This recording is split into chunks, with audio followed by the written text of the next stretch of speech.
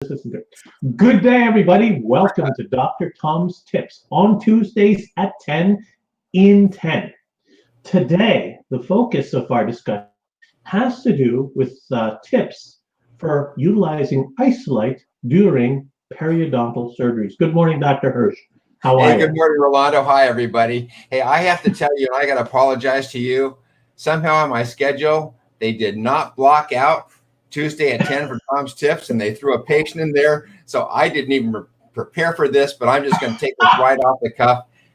So you can just hear Tom's Tips at 10 on periosurgery. So let's talk about this for a second. Using Isolite in conjunction with periodontal surgery.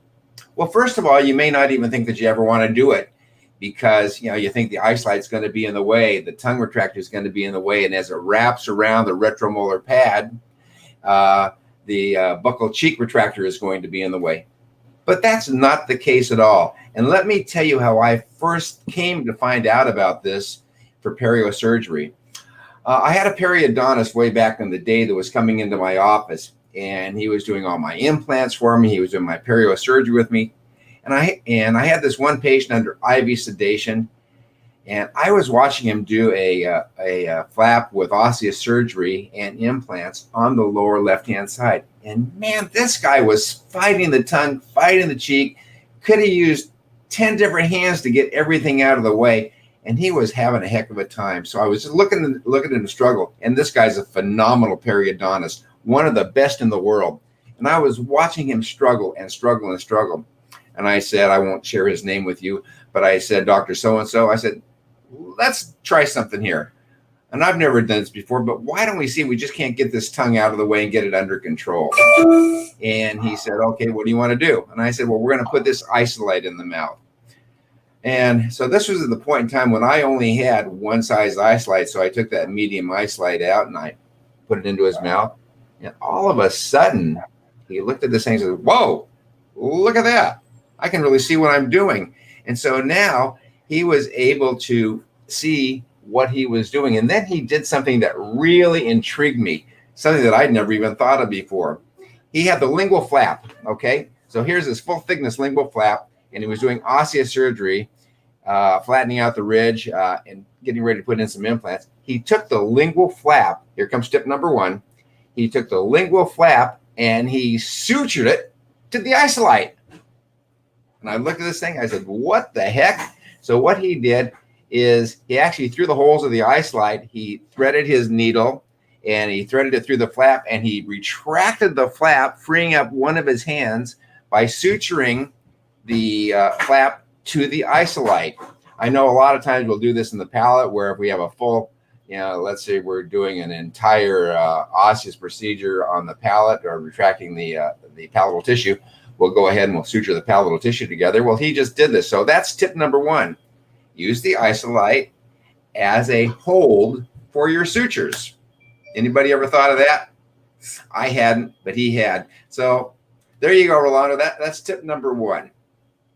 So during surgeries, there's a lot of blood that comes in. What tips would you give people with regard to dealing with that? Does it coagulate and all that? Lots and copious amounts of water, because the blood will coagulate, not necessarily in the Isolite, but in the Isolite head itself. And so unless you're flushing this thing, just like if you have a surgical suction tip and you're constantly, with a little tiny surgical suction tip, you're constantly evacuating and blood right there with that. The same thing happens inside your Isolite. So you always have to have copious amounts of water irrigating the Isolite, even if you, at some point in time, take the Isolite out of the mouth, dip it in a cup of water, let it really vacuum up by that water, and then reinsert it. Second tip of the day, copious amounts of water. So water in the mouth, but you can also actually take it out, put it in a cup of water, let it clear out, put it back in. Yep. Cool. Absolutely. What about like procedures related? But here we go. I can tell you one more thing. So that being said, if you're using copious amounts of water, even though the Isolite's great in keeping all this water retracted, as I said before, you can always make a dam or reinforce any little spots where it may leak with some super fast blue mousse that goes right in the holes, or a cotton roll or a gauze square right in those little hole areas. But also the other thing that's important, you may want to use it with a throat pack also. Put something behind the Isolite. It can be one of those little spongy throat packs, especially if your patients are out, especially if you're in IV sedation. And stick a throat pack down there on one of those sponges or a 4x4 gauze square. Tie it with some floss. You don't want anything going south. So tie it with some floss. And that's another tip of the day. You can use it with a throat pack. Awesome. So let me ask you this. Do you have any tips for things like frenectomies, or if people are doing, crown lengthening? Are there any tips you have? You can, not so much for a lingual frenectomy. That Isolite's going to get in the way with a lingual frenectomy. But if you're doing crown lengthening, for instance, certainly it's nice to just have the tissue out of the way and have something evacuate up all the water. If you're doing a labial frenectomy, I don't do many of these things at all. I probably count on one hand the number of frenectomies I've done in my life. Certainly that would be useful for frenectomy also. And here's another thing, even when you're doing a frenectomy, let's say, with a laser. Or here's another one for you. I just thought about this, Millennium, and I'm not touting any products or supporting any products one way or the other, but I know that the Millennium laser, when they're doing perio surgery, puts out an incredible amount of water. So this is very useful for those of you that are using the Millennium laser to reestablish bony growth. This is a fabulous instrument that can be used in conjunction with that type of laser surgery. Awesome. So if I understand correctly, lots of water to make sure that any kinds of fluids or blood doesn't coagulate. You can clear it out. You can pull it out, put in a cup. You can. I'm blown away that you can actually your doctor actually sutured the flap onto the Isolite to keep it open, which is kind of cool, and it kept everything open. Yep. Definitely to keep the tongue, the cheek, and all that type of it. Any other? It's a visibility thing. I mean, you can't do good dentistry unless you can really see what you're doing. You can't do good perio surgery unless you can see what you're doing. And this is just a great visibility device for you, especially if you've got the Isolite rather than the IsoVac or the IsoDry, strictly because it has light. The illumination inside the mouth just going through this Isolite really just shines right on your surgical site. And it's really nice to see what you're doing. Very good. Well, for not having been prepared, this is fantastic.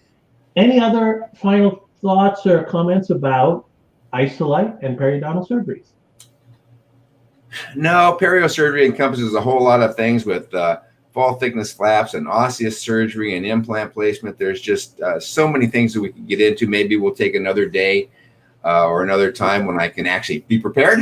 This is totally off the cuff. Hey, it happens, because you know where I'm going right after I leave you guys? I'm going right back in the operatory. I was prepping. This is kind of interesting, guys. You ever have somebody that came in with rampant decay from radiation treatment?